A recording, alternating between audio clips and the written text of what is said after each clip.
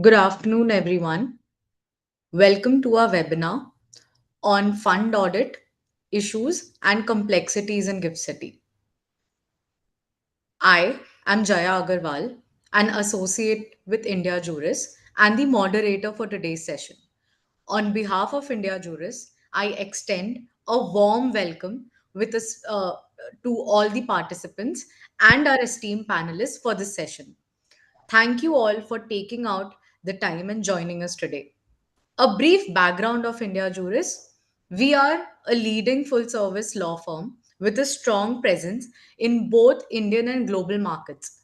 We have consistently been ranked number one in private equity and venture capital transactions by the Venture Intelligence Report. Our offices are located pan India in Delhi, Gurgaon, Mumbai, Bangalore, and Gift City. This webinar forms part of India Juris's ongoing initiative to disseminate detailed information on Gift City through our monthly webinars since August 2022. We are to the panel Mr. Sameer Rastogi, Managing Partner of India Juris, who has over 25 years of experience across a wide spectrum of domestic and global legal matters. Joining him is Mr. Praful Tonge, Associate at India Juris Gift City office, who works closely with FMEs and funds in IFSC, advising on a wide range of regulatory and compliance matters. I would now like to invite Mr. Sameer Rastogi to formally welcome all our esteemed panelists and take the session forward. Over to you, sir. Thank you. Thank you, Jaya. And it has always been pleasure to interact with the participants on various aspects of Gift City. And I think we'll take maybe 30 seconds more to start so that it gives time other persons to join. Somebody saying audio is not working. Tanya, just check why audio is not working. So you are audible. Okay.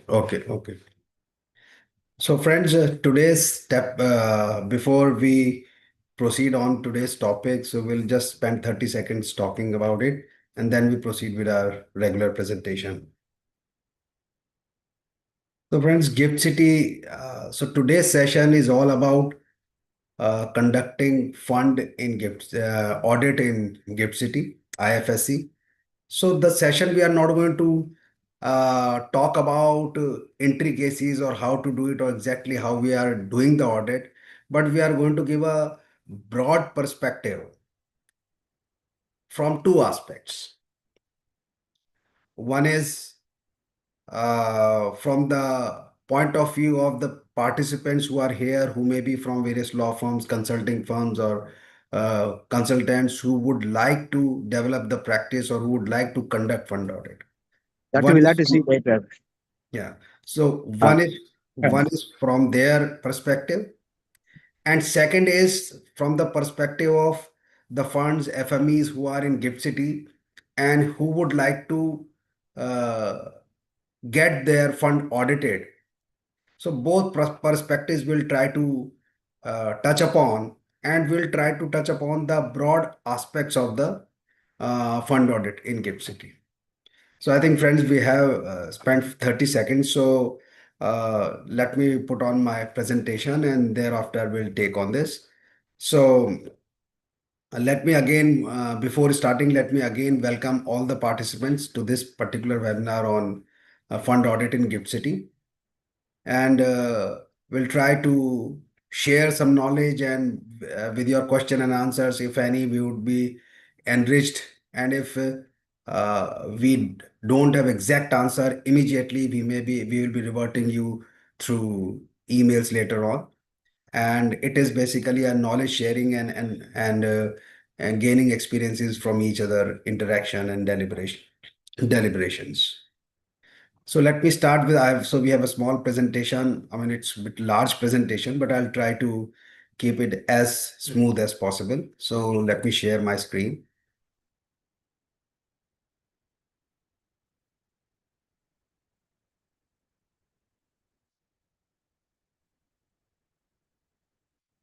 So I believe my screen is visible to all of you.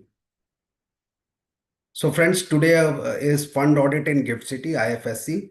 So before we proceed further, let me give a small disclaimer that this presentation is intended for informational purposes and is only suggestive in nature. The audit process and requirements may vary based on each fund's specific facts and regulatory context. So let's move on further on this. So before moving into fund audit and gift seed, there may in each webinar, as we do as a customary, that there may be some new participants who are hearing gift city for the first time. So for that, we have a initial touch upon, which is introduction to the gift city. So friends, those who have heard about Gift City or hearing for the first time, Gift City is a place located in Gujarat, Gandhinagar. It is around, if you get down from the Ahmedabad airport, you'll take 20-30 minutes to reach there. Very well connected. So IFSC is the first international financial service center at Gandhinagar, Gujarat. It's a global business benefits. You have a lot of tax exemptions, capital gain benefits, stamp duty benefit, GST benefits. A lot of benefits are there. So you can learn more about this on the IFSCA or GIFT City websites. Or you log on to India Jurist website where you have detailed information about GIFT City and benefits arising out of it. So there are a lot of operational advantages, foreign currency transactions, ease of doing business, world-class dispute resolution. So all those things you are getting in IFSC GIFT City, International Financial Service Center. And it's a smart city, basically, sustainable infrastructure. So it's a very smart city which has been developed there. And the government is trying to have a lot of financial institutions, global financial institutions to come over there and uh, make it a point of their global business. And this IFSC GIFT City is regulated by a single unified regulator, which is IFSCA, which is International Financial Service Center Authority. So it regulates across all sectors. It gives a single window approval for setting up your entities, whether it's funds or uh, financial or fintech or techfin. So all kind of, and so it gives a single window approval. Very collaborative and very suggestive, I would say, very forward-coming regulator, and you will definitely enjoy interacting with them. So this is bit about IFSC GIFT City. Whenever we say GIFT City, so it's a place where you have a lot of financial institutions, funds, and various other entities operating from there for their global businesses. So one thing we are talking about funds in GIFT City. So in GIFT City, we just saw what is GIFT City and what kind of funds are there. So those who are already aware of the funds which are there in India with SEBI. So we have category 1, 2, 3 funds with SEBI. So in GIFT City also you have Cat 1, Cat 2 and Cat 3 funds, which are Cat 1 are venture capital schemes and Cat 2 and 3 are restricted schemes, non-retail. So we have done a lot of webinars on setting up funds in India. So this slide is only just to give you when we say fund audit. So we are referring to these kinds of fund. So Cat 1 is invest primarily in unlisted securities of startups or emerging early stage venture capital undertaking. And you have all the details of that here. Similarly, Cat 2. So you have different level of investors, different level of investment, different level of investment strategies and products portfolio. So it varies from Cat 1, Cat 2. So for this particular presentation, so we are referring to these kind of funds when we say for what we are trying to cover in this presentation for audit purposes. So friends, whenever we talk about of funds, we talk of investment managers. So in GIFT City, we call fund management entities, which are regulated by fund management regulations. So in GIFT City, again, we have three kind of FME fund managers. So you can have three kind of fund managers. One is authorized FME, registered FME, and registered MME retail and non-retail. The description are there. So why I'm telling you, because now we would like to know when we say fund audit, what we will be covering in audit. What is the scope of audit? So here I would like to clarify that in our view, fund audit is bit different from a simple due diligence. Simple due diligence, I would say, is a lighter version when we talk about audit, it goes deep down to the every leakage which is there or every checkpoint, and due diligence may not be that deep. So these are the type of the funds we just saw in the previous slide. These are the investment managers. Where the basic one is with 75,000 minimum net worth, and then you have higher one, and then you go up. So based on the fund portfolio, fund strategy, they would be having any either of the investment manager.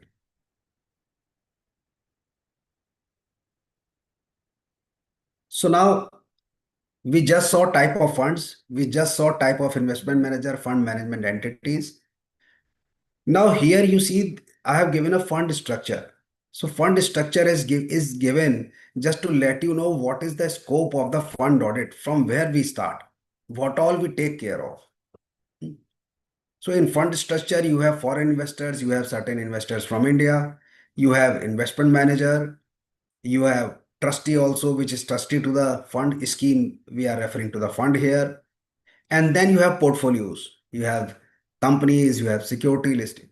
So when we are going to audit, we are covering the whole scope, right from the investor onboarding till the KYC, the FME scheme, their PPM, their portfolio valuation, and lot many things.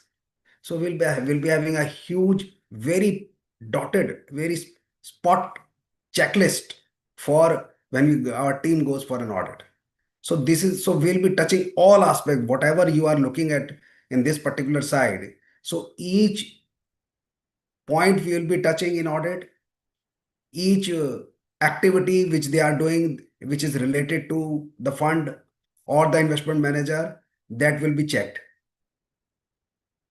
So this structure you can see. So it's not only when we talk about, let's say I'm coming to fund audit, so you give me the fund documentation, I do that. No, I will cover all these things which you can see in the this structure. So now, friends, as I said, this topic is from two sides. One is from the side of the people who want to do fund audit, who want to take it as a practice, who want to develop their fund audit practice.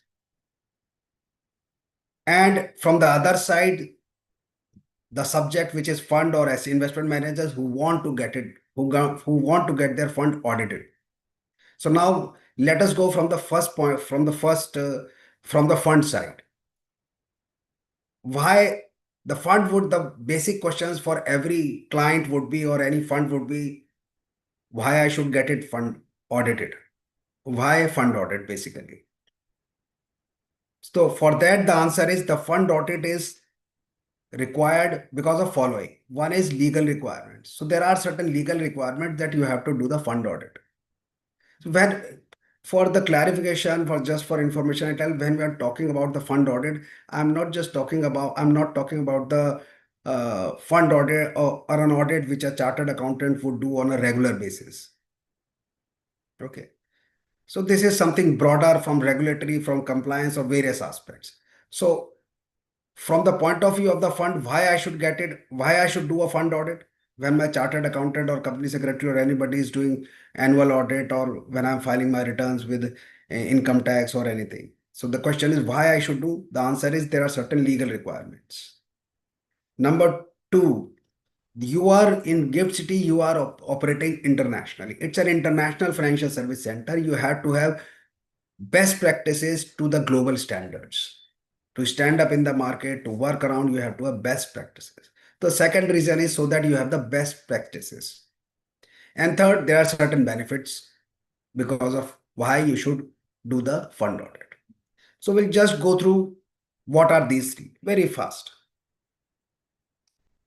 So this may be more for the people who should get it. So legal requirements. So there are certain provisions in the FM regulations and various other regulations by the regulator in Gift City, which is International Financial Service Center Authority, that the fund or the FME should get their fund audited.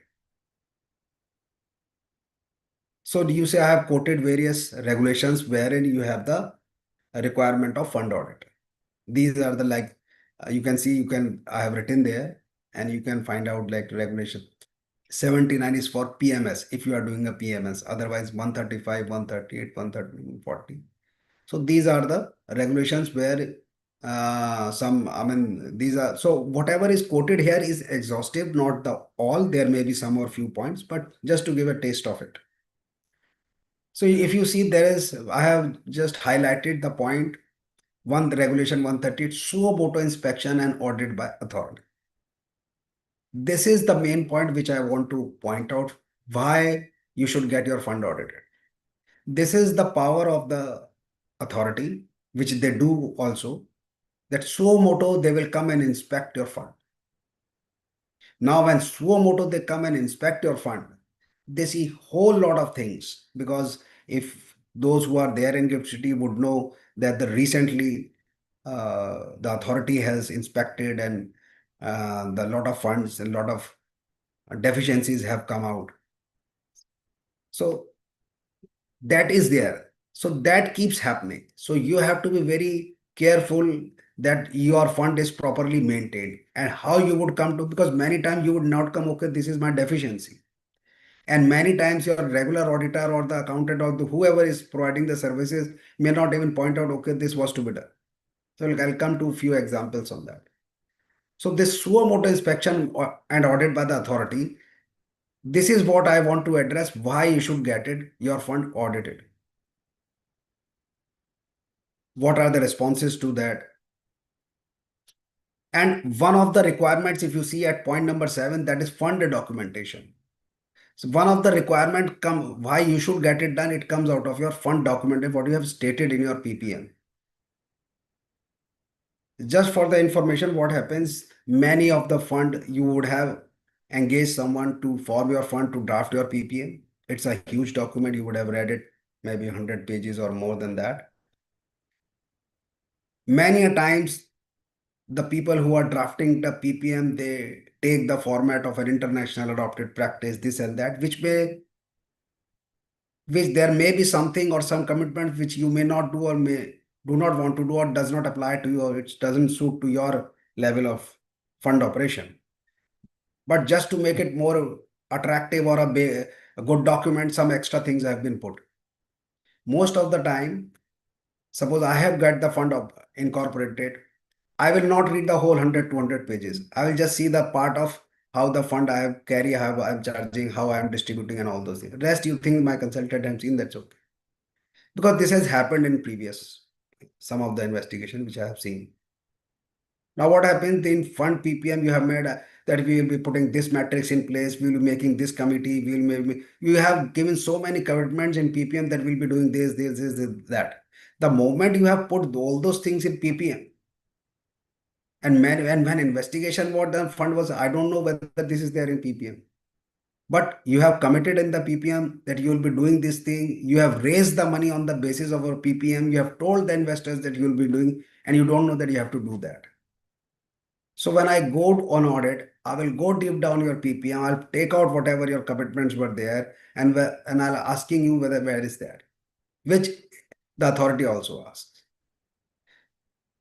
So drafting your PPM is a separate chapter, but we have to see that your operations has to be aligned with your. So lot part of your audit comes out of your documentation like PPM, trust deed, and that all those things. So these are something about legal requirements. So fund audit. So best practices. Since you are operating in an international arena, international financial service center, you will be interacting with a lot of foreign investors. Definitely would be there in Gift City. So when you are getting your audited fund audited regularly at regular intervals, regular periods, so it adds to investor protection, it adds to investor confidence, it gives financial stability and capacity, risk mitigation, obviously, corporate governance, it makes it strong, and it brings transparency. So obviously, whenever you are adopting fund audit, these things are put in place, these things are more elaborated, and the investor would see all these things happening, and definitely it is always better for the fund. Why fund? So benefits to the fund. Similarly, you have regulatory benefit too because of fund audit. You know what the non-compliance were going on. Some things were skipped, so you can get those things done. Regulatory compliance and risk mitigation, governance and internal controls are better.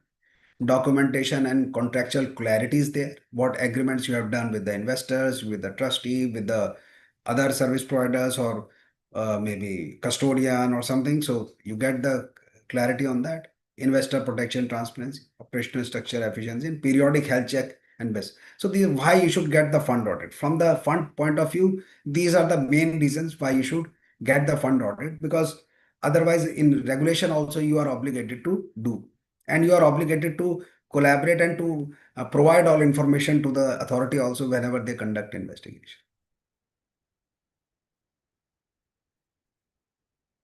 So now the second question is, okay, I have told why I should do the fund. Okay, I am ready to do the uh, fund audit, get the fund, my fund audited. So whom to engage? So in Gift City, there is a provision of registered service, ancillary service providers are there in Gift City. You can engage, you can approach any of the ancillary service provider in Gift City. I mean, you may do as per your wish, but this I what I say, because the ancillary service provider which are there in registered in Gift City, they are more uh, I would say known. They know the more what I would say efficiencies and what are the requirements and what things you have to take care in your. So you can approach an ancillary service provider registered in Gift City which are providing these services, and India Juris is one of them. We are doing that. So how to organize? So it again from the point of view of the fund audit, how to organize and upkeep. So why you should get the fund audited, where I should approach, how I should keep things ready, how much time it would take, and how much money it will incur. कितना पैसा लगेगा भाई, मैं क्यों कराऊं इसको? So these are the basic questions for any fund or in operations. As far as fees is concerned or money is concerned, that is very subjective. So we are not going to talk on this. It depends upon the provider to provider, but rest we'll share. So how to organize upkeep and documentation. So organize documents and info under following heads. This is our suggestion, and you may have developed other better methods. Please share with us. I will be very obliged. So statutory, you can divide your documents and info in the following heads: statutory and regulatory documents, constitutional and governance document, fund operation and investor documents, financial statements, portfolio related info and docs, compliance, AML and reporting records, and legal and litigation. So these are the basic heads where you can divide your information and keep it ready. Whenever your auditors are coming or the agency is coming, you can keep the things in ready format. So it reduces your cost, your time, and efforts. So when I say fund operation, portfolio related info and docs, I'm just giving an example. For example, you are operating an angel fund and you are getting your fund audited. An angel fund is required that you are investing in a startup or a early stage company whose turnover should not be more than 20 million. Then if I am coming to audit, my team will ask you, you have investment. So for each and every investment you have made, I'll ask you, show me how, give me A, B. So I'll name 5 documents. Show me either of this document for this company to prove that the investment was less than, the turnover was less than 20 million. To that level, things will go. Okay. So first of all, your auditor should know what are the checkpoints, which is a large and detailed list, and you should know that what information you have to keep ready. Because what I said like about, so there are after certain, because the information which you were supposed to collect now, and if an auditor asks you after 1 year or 2 year, it is very difficult to get those information and documents.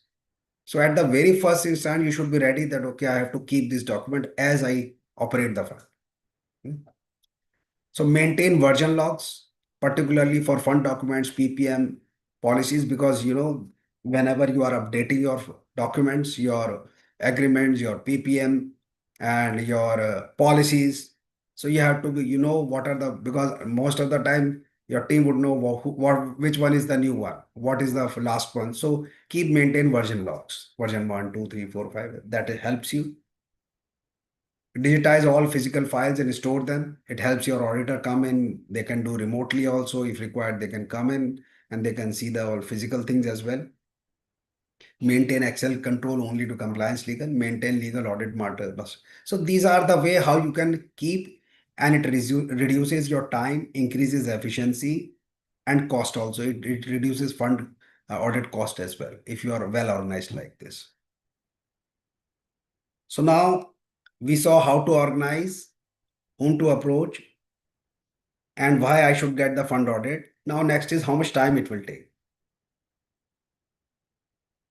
So the time is very subjective, depends upon the operation of the fund, how many schemes they have launched, what kind of it is, cat 1, cat 2, cat 3. So it depends on various, but giving a just a vague, but if just you want to have some idea that kitna time lag jayega fir bhi. So these are from our point of view if we do it. So these are the 3 to 6 weeks. If the document is well, 3 to 4 weeks, maybe less, maybe more, but you can have this kind of version in place. And it may be less time also. If you are a fund, you have only one scheme, then it can be done early also. Just to give you an idea about this. So when we say 3 2 weeks, it starts from when my team reaches the fund place, or we have given you our fund audit requirements from that place, and when you provide that from there. So now these were as far as cost is concerned, that is very subjective. That can be, that this is not the forum to discuss cost. That can be separately contacted with. So now I am coming to the point of from the person who want to conduct the fund audit, whether it is a law firm or a consulting or ancillary or CA or whoever wish to introduce. So this is our way how we do and how you can more elaborate and develop upon this. So this is how to conduct fund audit. So I request the participants who are there, if they have any questions, keep posting in chat box so that we can take in the end. So for conducting the fund audit, you have to define the audit scope and engagement. So this is for the people who are there, who want to conduct the fund audit. It is very essential to define the audit scope and engagement. So very well define it. Or for the people who want to conduct fund audit, for them, whatever your checkpoints or whatever detailed scope work is there, you should give to the potential client only after your engagement is signed. Initially, you can give a broad scope. That is our experiences, because the detailed audit checkpoints which you make is your intellect, which you have done. Well, we have put huge number of people to prepare that. So that is our IPR. So that is not disclosed to outside. So similarly, I'm suggesting those who want to do it. So you define a scope of work and give a broad, and then once your engagement is signed, then you can give to your client all those things. And if possible, you can give in printout rather than giving a digital checklist. Now, step 2, primary data collection, when you have provided in the checklist in hard copy, and then gather all the information documents. Some may be in physical form, some may be in data form, whatever, depending upon how the fund has kept all the information. So what is step 3, regulatory and structural compliance review. So in GIFT City there are two regulators, which is IFSCA and SEZ. So you have to see from both points. These are the two angles in audit, whether you have complied with this and you have SEZ. There are a lot of issues involved from both the sides. So first of all, the audit team should know all the intricacies of this. What are the norms? What are the things? There are a lot of practical issues. There are a lot of legal issues. All should be known to the team which is going for audit. Governance and management review. Legal documentation audit, verify legal sound and enforceability of key documents. So this is what you can see. And when I say regulatory structure, compliance, governance, management. So we are talking about various things which we have just spoken. We'll just see a little bit later as well. Step 6, SEZ and tax compliance check. Anti-money laundering, KYC and reporting review. So this step 7 itself is a separate big audit. This itself is a separate AML audit. So that's why I have written separately to this part. So when you are doing all those things, you would be required to do checking, to talk to the people of the fund, how they have done, what they have done. So the interviews and process walkthrough and drafting and finalization of audit report. So this is the very broad, I mean, depending upon the auditor, you may change it, although, but this is a broad steps to go through the audit.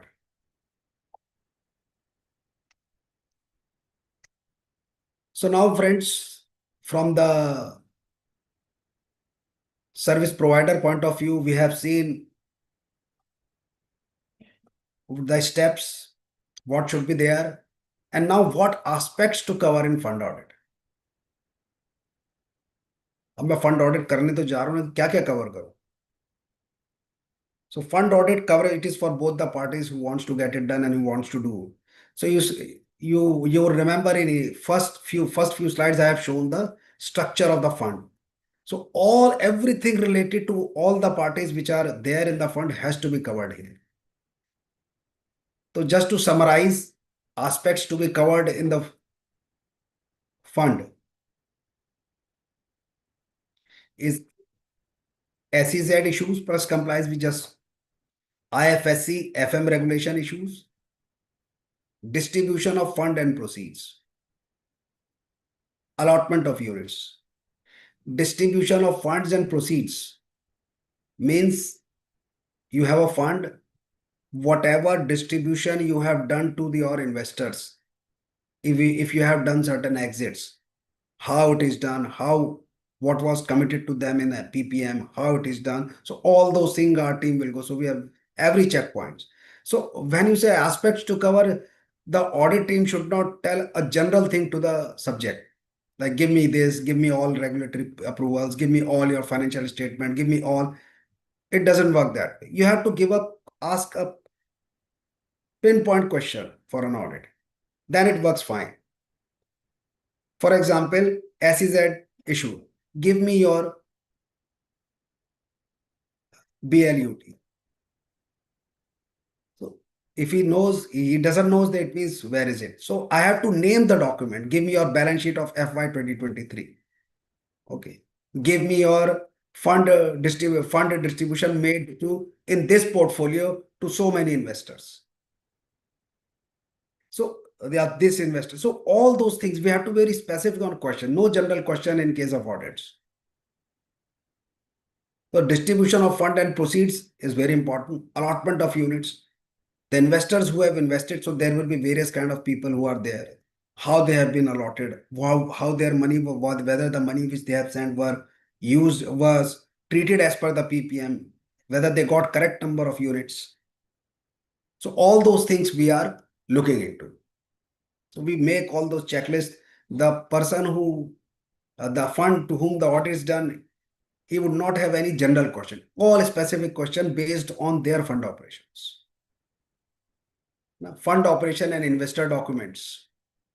So you would have done various contribution agreements with the investors. You may have different expenses or something you would have agreed with different investors, some carry. So everything has to be mapped. Specific questions. Portfolio related info and docs. Suppose if you have invested in 20 companies, so each company I would have another 20 questions, specific dotted, that you have to answer and give a supported document whether you have maintained that or not. As I just mentioned, like your valuation. For example, every year you have to do your valuation NAV. So for that, you need to have your portfolio valuation you should have. So once you have invested most of the fund, then they don't know what is the but whatever founder says, they say, okay, the founder has said now it is 200 million. Okay, it is 200 million. But how it is 200 million? So what are the documents which will tell you that your portfolio is 200 million? So we give the name of those documents and write, okay, give either of these documents so that I know that you are taking it 200 million. So all those things we go forward. AML, CFT, compliance policies and compliance, statement from PPM and other we just spoke.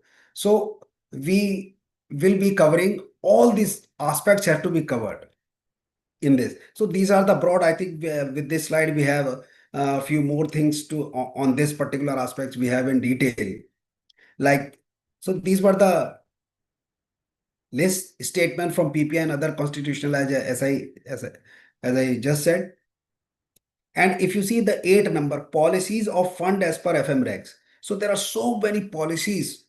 If you see FM regulations, if you want to know, we have done a webinar on policies of fund. So you can go. So there are a large number of policies which are there. So we go deep down into that and we ask for that. Many of the funds operator would not know that they are required to do that. So it comes when we ask, suppose if you go and tell a fund, give me whatever policies, what your policies, he will give you 2, 3 policies. He will say, okay, I have seen this policy. That is not the audit. When I go, I give them, where is these 15 policies? And this policy is required to be this. And then I map that policy with their PPM and with their operation. So that is how the audit, that deep the audit will go. Because the regulator does so. He will go deep down to check everything. So let's see just a idea on that. SEZ issues and compliances. These SEZ issues and compliances are not complete. These are just to give you a taste. And there would be the list for SEZ issues and compliances would be much more detailed. These are just to give you some that how things are going and how we are touching it. So your expired or renewed SEZ letter of approval, dual use of office space. So you will see lot of issues come out of the operation of the fund itself. You may be doing something, अच्छा ये तो चलता है, but चलता नहीं है. So that way, failure to submit annual performance reports, SEZ custom and procurement compliances. Under this, we have to ask for a specific information and document to the client that give me this. So that the fund is not running here and there. Oh, suppose they have asked us this thing, what is this? I don't know where suppose if you asked a particular dotted question, if they don't have, they will say, no, we don't have. Your time, you save the time, and if not, then you checkpoint and then go forward. And then you see how to do, they have to resolve it. So these are the few instances of SEZ issues and compliances.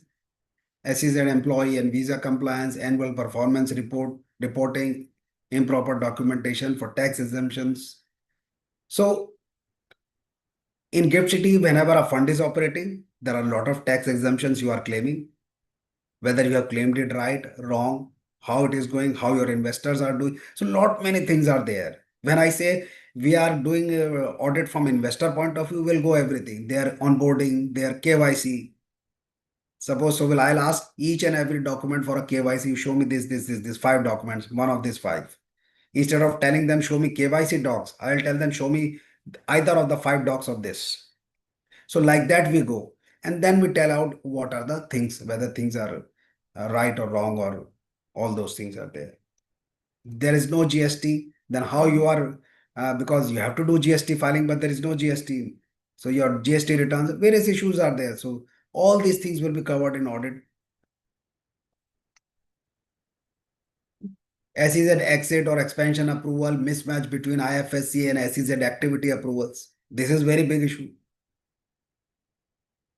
Because in SEZ now IFSC has done that they have done a blanket, they have given the blanket 20 large number of activities they have permitted to ancillary services providers that you can do all these things. But here we are talking about the fund. So your activities are matching to your approval or not. So we go deep down and we check everything. There sometimes you may or may not be thinking that this is, but when we do it, then we'll come to know that okay, this is a little bit out of the periphery or it is within it.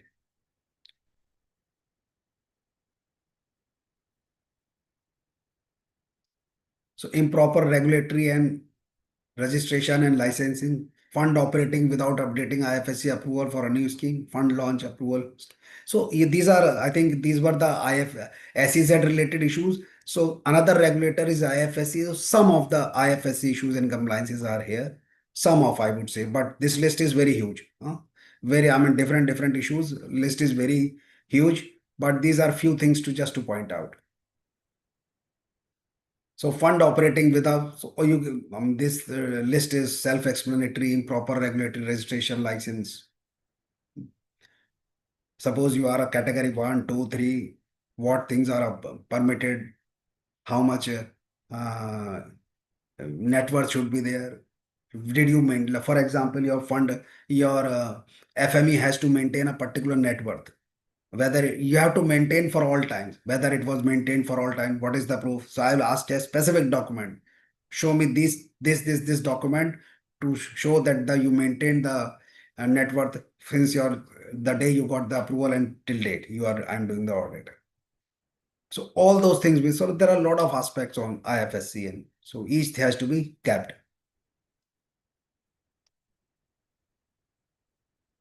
So fund structure and documentation. So as I said earlier, so there are lot of obligations, there are lot of commitments coming out of your documentation. और उसमें कुछ ऐसे हो सकते हैं जो आपने सोचे भी नहीं होंगे लेकिन एग्रीमेंट में पढ़े आपने कभी अपना अपना डॉक्यूमेंट ही नहीं देखे कभी क्योंकि एक बार फंड इनकॉर्पोरेट हो जाता है कोई दोबारा अग्रीमेंट डॉक्यूमेंट्स तो खोल के देखता नहीं है तो आपको पता नहीं होता उसमें क्या क्या कमिटमेंट ऑब्लिगेशंस आपने अपने ऊपर ले रखे हैं and that's how when auditor comes in, then I'm using we every time because this is very subjective as how we do. That's why I'm using it.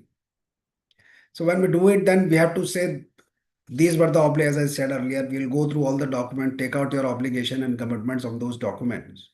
And if you feel that okay, out of 10, 5 are not relevant to me and will not do, and if it is not legally compulsory, then you have to amend your PPM and remove those unnecessary things. So all those things would come on in audit. So capital raising, investment and employment. All these related because verify the fund has accepted investment only from eligible investors. Now you have to somewhere you have to accredit investors, you have to check their KYCs, you have to check AML issues with all investors. So if you have, let us say, 20 investors, 30 investors, when I do audits, I'll check each and every investor, all these things regarding what I'm speaking. So lack of AML policy and outdated KYC documentation. So now the KYC documentation requirements also changing.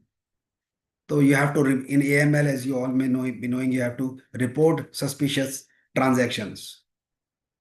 You have to give track cash transaction reports. So we'll track all those things. We'll ask whether you have done it or not. So there are various issues. So few of them just to give you the taste of it. We have mentioned here. Governance and management oversight. For example, ensure fit and proper criteria for KMP. Now, one of the requirement is under the issues are related to KMP. So they have to be fit and proper for all times. And there is a list to it. So now you would say, okay, we are fit and proper for all times. But auditor would go and check out and match those things and map against your KMPs. All those things are there. So obviously, if sometimes there may be delays, you would be attracting penalties because in IFSC, if you have, there is a provision for penalties also for various, if you have delay in paying the fees, paying the statutory annual fees. So you have good penalty over that. So all those will come out. Sometime you would not know how much I have to pay. Whether I have paid it correctly or not, that will come to know that you will come to know only after when regulator asks you that you have paid so much less, so much high. So that is another thing, and you have to pay in dollars, so it's a good amount. So all those issues will come up. Investor protection and disclosure, distribution of audit financials and IV statement to investors. Whether have you given it or not, then we ask for the proof. So many things we'll ask on this investor protection because regulators are very much concerned with the investor protection and disclosures. So from that, there are various checkpoints in the list. So misalignment between fund PPN and actual investment practice. All of you know that we write a different way of, and real investment practice is different. So we have to realign that. We have to see that it is in aligned with your investment proceed practice. Most of the fund you will say, okay, we have an investment committee, but the investment decision is done by one person. Okay, they invest here. So it doesn't work that way. So all those things would be seen. Cross-border and FEMA, because if you have investors from India, LRS and all those things are being would apply. That's why FEMA is coming here. So all those things, if you have investors coming out of India, so those effects would be seen. So as I said, the checklist will be very detailed. I mean, you have to just see each and every specific document is there. The taxation and regulatory filings. So you have all those issues to be included with IFSC issues, because in IFSC you are claiming various tax benefits like capital gains, your income tax, your GST, your stamp duty. So all those transactions you have done where you have claimed, not paid, paid, how you have raised the invoices, what you have shown in the invoices. That is whether you have written your GST in invoices, nil GST, and how it is. What code you have put, that is also part of the audit. However, you have raised the invoice, because when we raised our first invoice, I mean, we had to seal so many things. All those are point of audit. So one of the major portion is the policies. If you go through all the regulations, you will find 13 to 14, 13 से 14 policies ऐसी हैं जो FME regulation कहती है कि आपको होना चाहिए. सो बट वो पॉलिसी कहाँ है, कैसे है, where it is, which section provides, that we have captured here, like valuation policy. So these are the regulations written it. You will, those who want to conduct fund audit, they would find the reference of these things in these particular regulations. Valuation policy. So when we audit, we'll ask you, show me the valuation policy. And valuation policy, I will ask for the specific questions to your fund operations. So पहले तो fund वाले को पता हो कि भाई मुझे क्या क्या करना था, और दूसरा जो ऑडिट कर रहा है उसे पता हो इन्हें कितना सारा करना था. दोनों चीजें एक होंगी तभी काम बनेगी बढ़िया fund. So we are also learning from various sources, and I think it's a good sharing. Conflict of interest policy. This policy is designed to uphold the fiduciary responsibility of any. So FME shall establish and implement written policies and procedure to identify, monitor, and approximately mitigate conflicts of interest throughout the scope of. Our FM regulation is providing this. Where is that? I think if any of the fund is there, you would please check, go back and to your draw board and see whether you have all these things or not.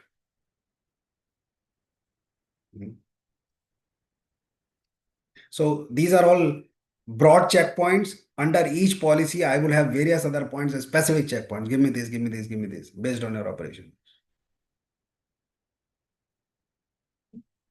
Cyber security and cyber resilience policy, risk management policy. So many things you have to be. I mean, last time we did the policy issue on funds. Many people told us that we never knew so much has to be done. And nobody told them. So these are the broad things where the fund audit will go: cyber security and cyber resilience policy, risk management policy. The appointment of an additional KMP who shall act as compliance officer and ensure. So all these things are there for the point of audit. So I'm not going to on a teaching mode for how to what this policy says and how to draft that. I'm on a mode to tell you that these are the points, touch points for audit. What aspects to cover in the fund audit. Hmm.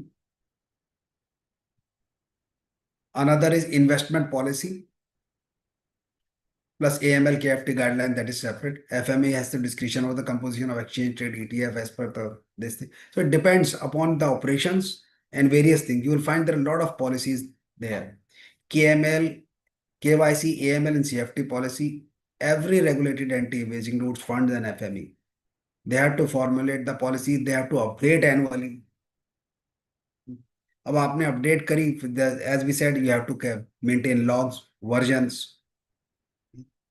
So annually, periodically, you have to keep on. It's on. It's not a one time. It is a regular ongoing process because you are in an international zone, international arena in Gift City. So you have to meet the global standards.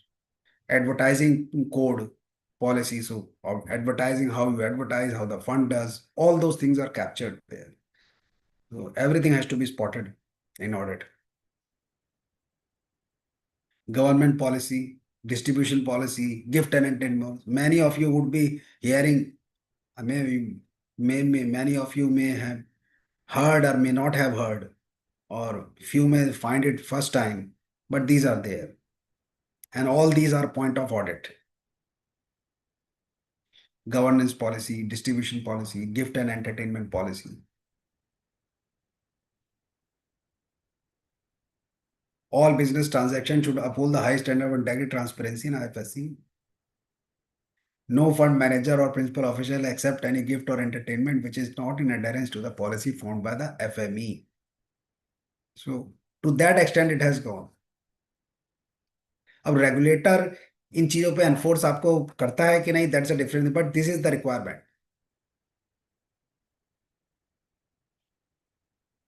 Privacy policy, this policy is coming out of IT Act, not under FME, but it applies to the funds or anybody who is operating in city. I mean, all over India. So for financial thing, it is a foreign land, but for as far as geography and other laws are concerned, all Indian law would apply there. So policy for prevention of sexual harassment. So all these policies, this POSH applies all over India. It applies in Gift City as well. So that you have to see.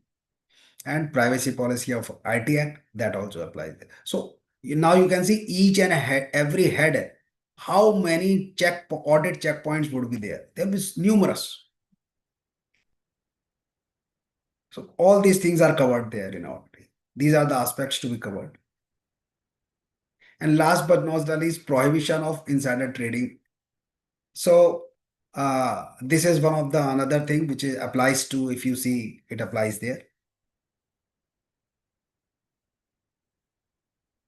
So AML and CFT policy is one of the policies, but I have taken it separately because other than audit, AML audit is separately provided that you have to get it done. So that's why I have taken it separately. So we were talking about the complete audit of the fund, FME, and the whole operations. So this is AML and CFT policy and compliances. So now you see under these, the audit, so many things would come. Your FATF, FATCA, your Prevention of Money Laundering Act, AML, IFSCA, CFT, KYC guideline. So everything coming out of this based on the operations of your fund would be covering the checkpoints in your audit. So these detailed things have to go in. No, I think I've taken too much time, so I'm running late fast. Unlawful activity, you can say Unlawful Activities Prevention Act 1967. Financial intelligence unit में आपको register करना होता है and you have to report STR and cash transactions. All those things plays a key role in it. So all these things, whether you have done it or not, whether you have report, all this will form the part of this. FIU registration are required for every entity. Even we as a law firm in Gift City, we are registered here. So even if we note some STR or something, we'll tell them. Anyway, so these areas would be covered in my audit. Financial task, FATCA, all these things when you are doing KYC, when you are doing onboarding your clients, when you are onboarding investors, a fund is onboarding investors. Every time we have to consider this, we have to keep in mind. And if during the audit, if I find violation of this, then I will point out. US sanction, even UN, United Nations Security Council sanctions are there. They are also to be complied, defined in FME regulations. So we have to keep track that as well. So you can see the scope and how much the large canvas of the legal audit is there. Legal, I would say the whole audit is there. And I think with that, yeah. So that was out of the CML and AFT policy. If you want detail on this, you can look out our website where we have the detailed presentation on AML and CFT policy and audit. So last thing which I want to hear, this is one of the main thing, that statement from PPM. जैसे मैंने पहले ही बोला, PPM में we have a live example where a client had a PPM where so many things were mentioned by one of the consultants.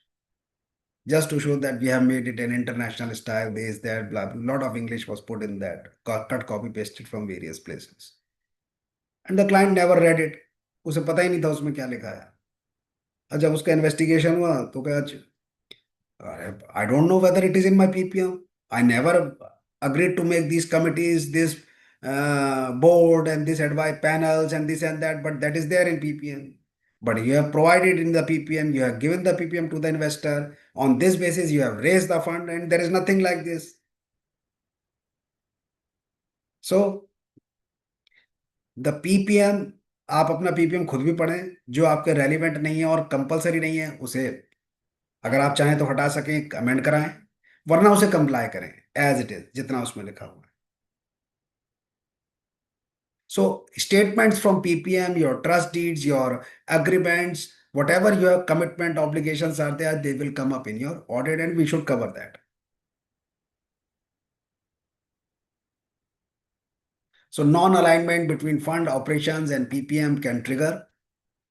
So IFSC investigation or penalty, suspension, cancellation of FME registration, loss, SEZ tax exemptions, and all those things. So these are the aspects depending upon what kind of grave things are traced by the investigator. In, as I mentioned in the first slide, 138, 139, where the suo moto, they have the to audit and inspect and investigate the fund, which they are doing. So if you are not prepared, then you may end up somewhere like this. So with this, I think I have taken a lot of time and covered largely what a fund audit would cover, we would cover, and if any of you who are doing fund audit and they are covering more detail something, we'll be happy to have that information. And we respect the IPR which you may have developed, but if you have to some additions, they are most welcome. So I think friends, with this, I would pause here my presentation, and on fund audit side or anything, if you have any questions, let us have those. And if we'll try to our best to resolve or to give answer to that. So with this, I stop my presentation here. Thank you.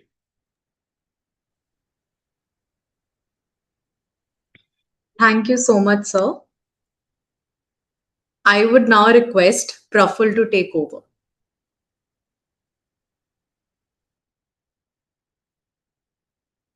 Hello, good evening, everybody. So the presentation, which was provided by Samir sir, it's quite an exhaustive one. So I believe all of us just got an idea about what exactly is the regulatory requirement for an entity which is registered with the IFSCA to ensure that the operations that are being carried out by the registered entity are in line with the regulatory requirements. And as it has been said by Sir time and again, that the FME, the audit undertaken under the FM regulations is quite extensive, but you also have to ensure that the audit which is mandated under the IFSC AML guidelines, they are a completely different audit, and they have to be taken care of by an independent auditor itself. So we have a lot of questions in the chat box related to the audit requirements as well. And one of the major points being the requirement of net worth, which is to be maintained at all times. Now, we have seen that a lot of funds, they take a net worth certificate, which is taken on a year basis. But there are clear regulatory requirements that you have to maintain a statement of them on quarterly basis as well. So the moment you start to understand that there are some granular requirements which are maintained on a monthly, quarterly, and half yearly basis, that is where the audit truly shines. So you get to ensure that you are well aligned with the regulatory requirements. And most importantly, IFSCA issues various circulars, the law is amended, amended regulations are put in place, the KYC guidelines are amended time and again. The FIU portal, there are certain circulars issued under it. it becomes a challenge for a regulated entity to keep a track of all these changes which are happening day in day out. So the regulated entity has to ensure that its PPM, which is the mother document which regulates its operations and management, that is changing as per the regulatory requirement that requires that you have certain additional guardrails put in, some enhancements to be made to your KYC documentation requirements. Most importantly, that your investors which are being onboarded, whether they are being categorized accordingly.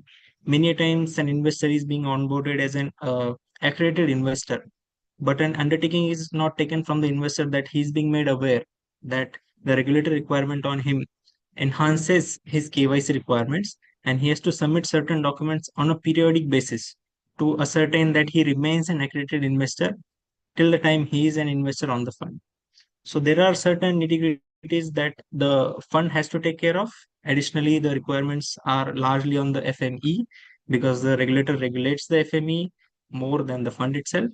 And I think by and large, the audit shall cover all the key points which are laid down under the regulations, as well as the guidelines and circulars which are time and again issued by the IFSCA, which is on the verge of making sure that the investor interests are taken care of, and the entities which are operating in GIFT IFSC, they have the highest standards of operations in the capital markets. I believe, sir, there are some questions into the chat box as well. Yes, for the audience, Praful is from Gift City office, so he is giving live context of what is happening in Gift City and how things are happening. And day in day out, through Praful, we come to know what are the problems of the funds, of the FMEs, and various entities working in Gift City. And that is how we try to address the issues in our webinars on various aspects. So, Praful, I think we can take up the questions, and if the time permits, one or two questions, and rest we'll see. Yeah, so there's a question from Mr. Ravi Jairam.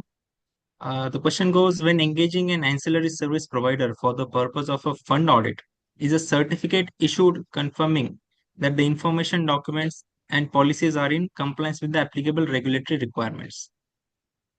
So basically, the Mr. Ravi wants to inquire whether a certificate will be issued and whether this certificate will hold its ground when the regulator inquires whether an audit was conducted by the regulated entity or not. Yeah. So let me give answer to this. I'll try to give my best of my answer. And see, the FME regulation does not say किससे audit कराओ या who should be the auditor, है ना? वो कहता है audit होना चाहिए. Audit का मतलब ये है कि whenever things are audited, they should not find any violation on any aspect of it. If their inspection is, that is the whole object of it. So now, for example, I am one of the ancillary unit, and if I do the audit, so I will run through each and everything and make sure 100% I can't say, but 99.99% things are perfect. And once you find in our audit that things are wrong, you have to correct it. So the audit we are talking about is the audit where after our audit you will get the, or anybody's audit, you will get the discrepancies or shortcomings, you update that. Once that is updated, definitely any service who has done the audit, he can give you a certificate that I have done this, I have checked all these things. So whenever any issue related to those things come, he would explain to the authority that this is how it is. So I think it would be done in that fashion, because this is not a statutory auditor where, like a chartered accountant, where we are doing a for your company returns or annual taxation or something. It is for the making the fund and the FME compliant from all aspects, whether it is tax, whether it is operations, where it is documents, all aspects which we saw. So if I find any deficiency after getting it corrected, I will definitely issue a certificate that I have seen all. Yes. One of the questions is from Tanvi. The question goes, AML CFT audit to be complied by FME shall be shall be independent, or its parent entity can conduct the audit of its gift branch entity. So I think this issue Praful is facing every day. He's hearing lot, man. So Praful is the best person to answer. So I believe the guidelines clearly mention that the audit is to be conducted by an independent auditor. Now, given that the parent subsidiary setup clearly provides that the management will have certain controlling stake or will have certain rights and decisions which will be taken on behalf of the branch entity. We generally advise that the AML audit, which is to be conducted under the guidelines, to be conducted by an independent entity itself. This provides you certain regulatory safeguards because the independent auditor will not be aware of your operations. The independent auditor will not be aware that a certain resolution was passed, which was passed by the parent entity but was taken recourse under the branch entity. So the independent auditor will ask for every single document, every single resolution authorizing an activity which was undertaken by the branch entity as well as the parent entity. Now, there is an additional question which says that requirement of such an audit, whether, as sir answered, that the certificate will be issued. On the same lines, a certificate will be issued by the AML independent auditor that the AML audit was undertaken as per the guidelines mentioned. In AML audit, the requirement is of independent auditor. The simple answer would be your parent company is not independent. So, in our view, you should have an independent auditor, which is not your parent company or your trustee or your custodian or your chartered accountant. So it should be totally unrelated. Yes, let's go. Sir, we had received certain questions from the participants earlier on. One of the questions that we have noted is because there is a regulatory landscape which keeps on changing because the regulator keeps on issuing additional circulars, the regulations are being amended. Whether the audit which is being conducted by an independent auditor, whether a time frame from such an audit will be provided by the auditor, and will the certificate state that the audit which was conducted as on date, and the regulations and the circulars which were being referred to were being referred as on date.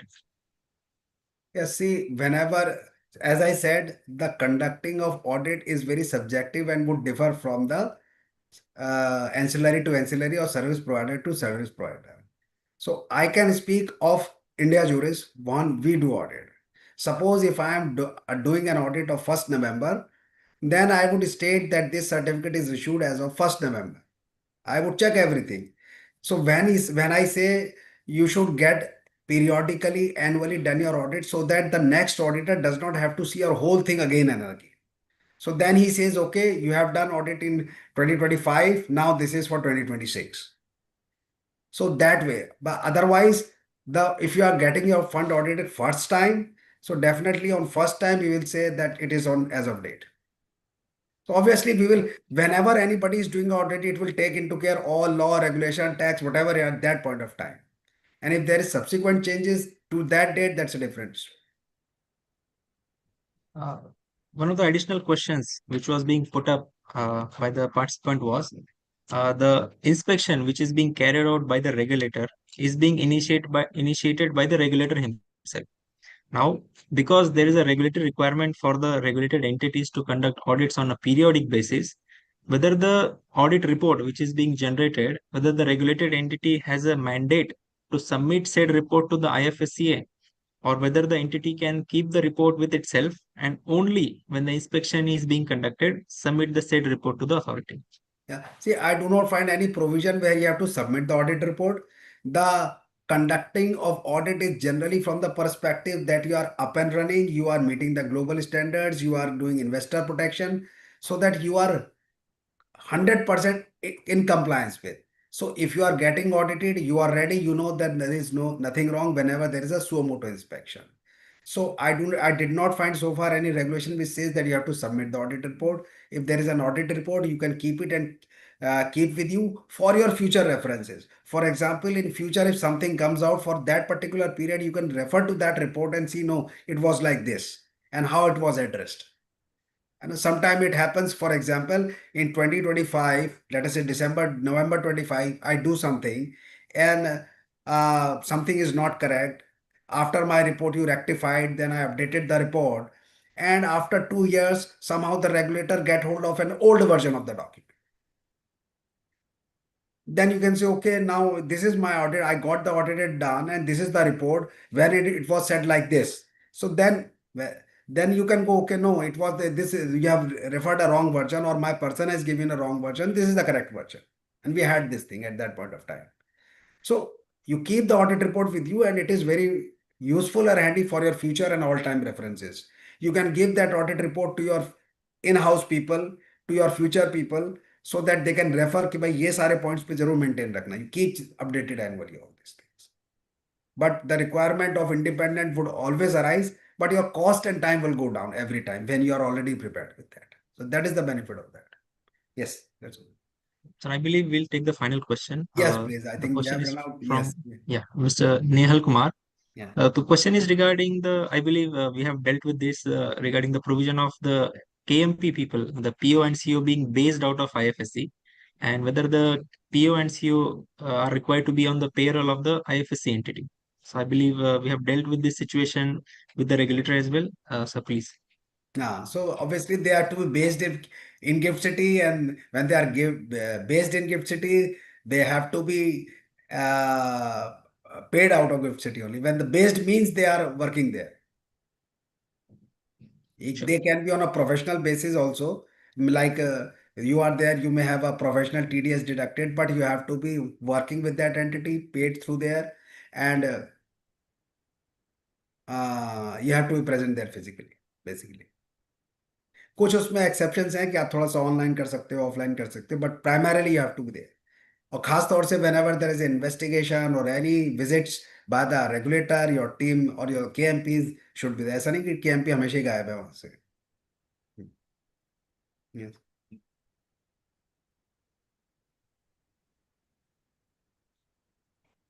So I think we have overshot the time, and it is be cruel to wait to let people other wait for so much time, but it is very interesting. And if there are any question left out, our team will make the question answers to all the questions which have been asked, and it will be circulated to the members. And those who you need the presentation, our team will circulate. Otherwise, I think the recording of this is available on our website. So I think thank you very much from my side. Thank you. Over to you, Jaya. Thank you all for joining today's session on fund audit issues and complexities. We hope that the discussion has enhanced your understanding on the intricate legal and regulatory framework governing the fund audits and operational challenges within Gift City's regulatory ecosystem. A special thanks to our managing partner, Mr. Samir Rastogi, and Mr. Praful Tonge for their valuable inputs and expert perspectives. We truly appreciate your time and participation. Thank you once again.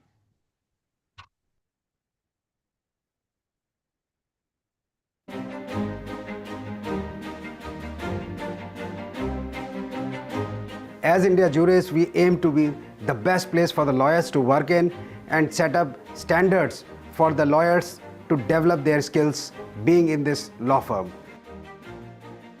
We aim to provide high standard of international legal services to our international, global, and domestic clients.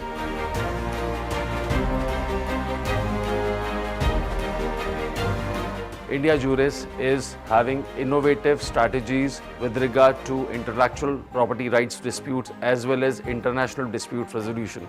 And we are having a lot of milestones which we have achieved and about to achieve.